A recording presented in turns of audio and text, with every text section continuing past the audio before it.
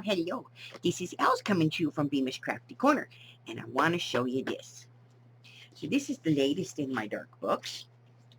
And with this one, what I did is this is wallpaper, of course, and I painted it black, and then I went over it with this antique bronze on a sponge, a sea sponge, so I could get this kind of mottled look to it. Okay? And then on the cover here, I just added a little label and a sticker and some lace and an applique. And then on the inside, I put the no skin band.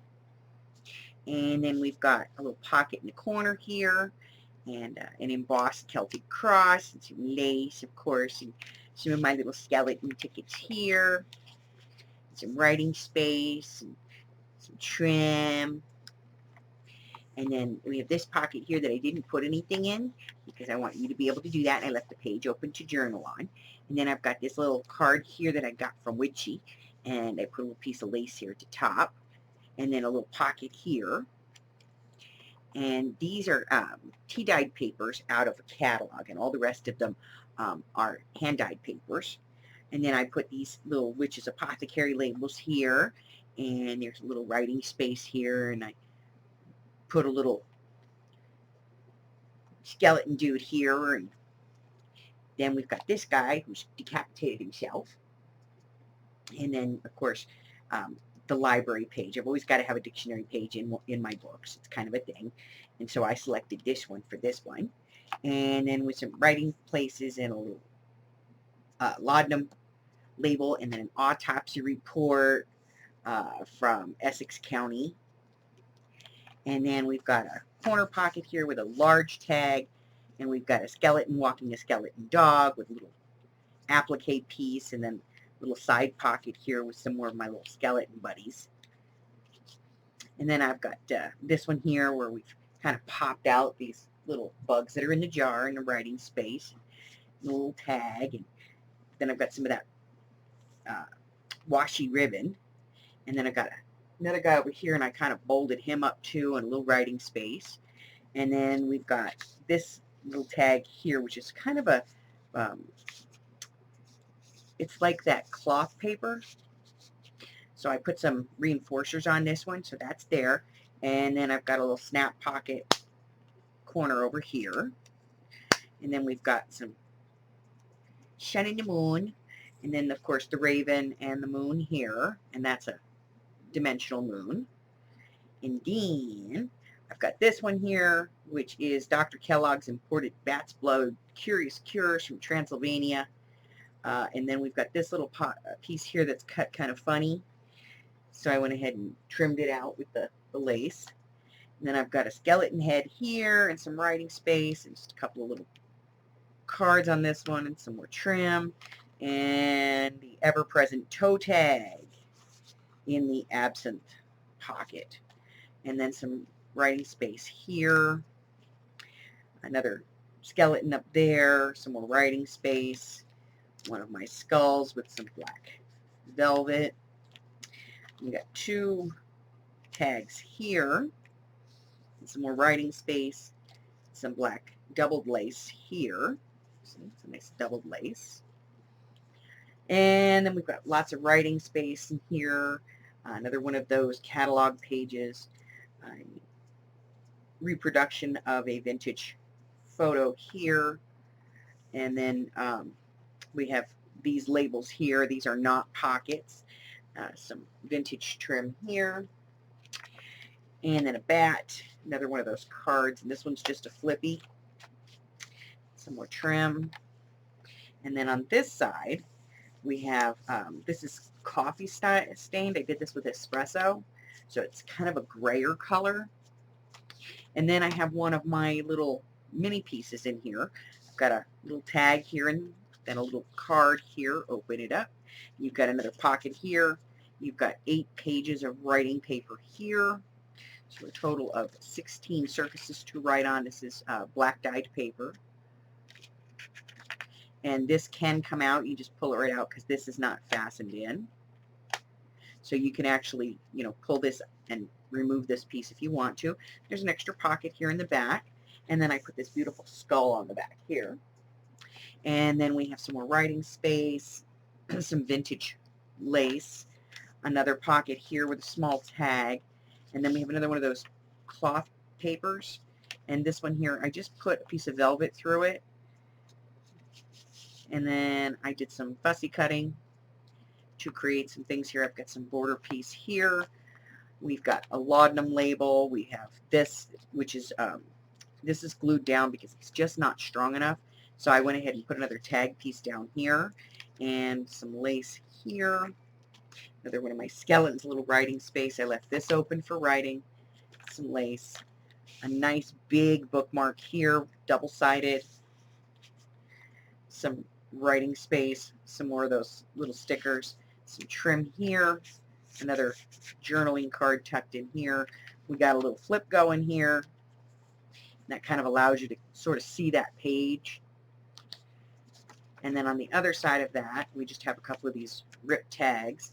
Then there's some journaling space here, some more lace, some more of those tombstone casket tags here. This is a lamp, like a lamp post from down in New Orleans. And then we have this picture here that I got from Laura. And it's just like a haunted house, and I put some lace on the bottom, little washi at the top, and it just flips up, and there's blackbirds in here with a journaling space. Let me pull this so you can see there. And then on this side I have some water nymphs and a pair of scissors, another piece of rose lace here. And then I have this little print here that I recently did. I did some fancy trim on the corners, and this is actually just a piece of a larger image, but I wanted just this section of it. Then I have a couple of tarot cards and some palms. This is a palmistry palm, and then I have the Fate is in Your Hands. This is kind of a journaling place. This is the second, middle of the second place. This is another image. This is from the mid-1700s. Then I have this little card here that says spooky. I did an embossed tombstone here with a skeleton head, and this interesting little tag, which is actually a cutout of a tag that I got from Laura, and then I put this Witch's Apothecary over the top of it. So it's just white on the back, very tiny pocket here, a little bit of lace. And then I have this jar here with a snake in it, and I just kind of sprayed this with tea and then wiped it off really quick because I just wanted it to have that gray kind of look. I did a little highlighting on the lid to make it stand out. Then we've got some more journaling spaces. I have another full-size tarot card here. It's just a print, so the back is clean. Then we've got a little tag here with a corner pocket and another tag. And then this is a washi, one of my washi stickers. And right here, there's just a little jewel in the center.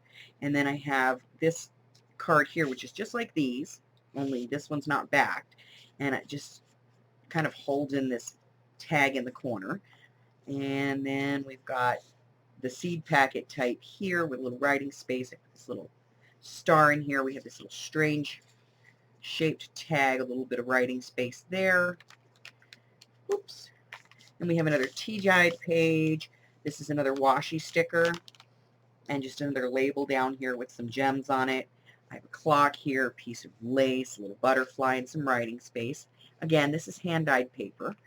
Then here I have this little tag because it just matched the orange, and then I have this little tag inside.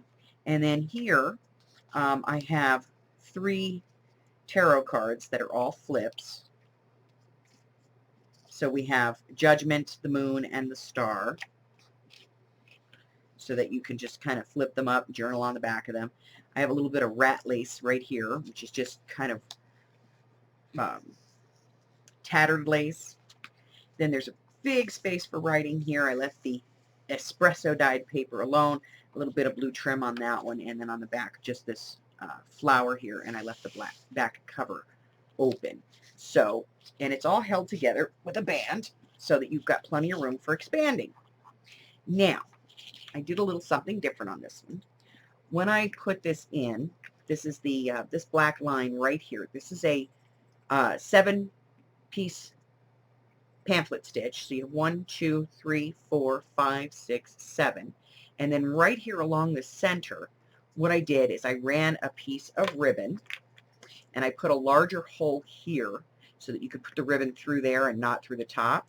And I drew through the strings that I used to do the binding on the centerpiece. And so I brought those strings through, and I added some beads and charms to those. And then this is the actual ribbon that holds in the centerpiece, and I did some beads and charms on that as well. So you have a built-in dangle on the side here. And I left the back cover plain. So this is the journal that will be auctioned for my September auction.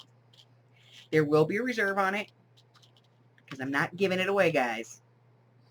But it will be in my September auction, which will be the last Friday in September,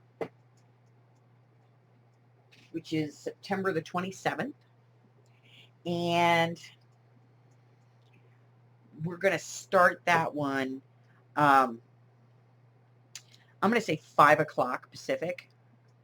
And that is so that it is early enough on the East Coast, because that would be 8 o'clock Eastern. So 5 o'clock Pacific Standard Time, 8 o'clock Eastern Time, 7 and 6 across the country. That way everybody can participate, okay? So that's it. That's the journal that I made specifically for the September auction. And it is pretty much ready to go. It's 2 full signatures plus the mini journal in the center. I don't know how many pages are in there. You'll have to go back and count them. So until I see you guys again, thanks for stopping in to take a peek, and I will talk to you next time. Remember, like me, ring my bell, subscribe. I make books with beady things. Bye-bye.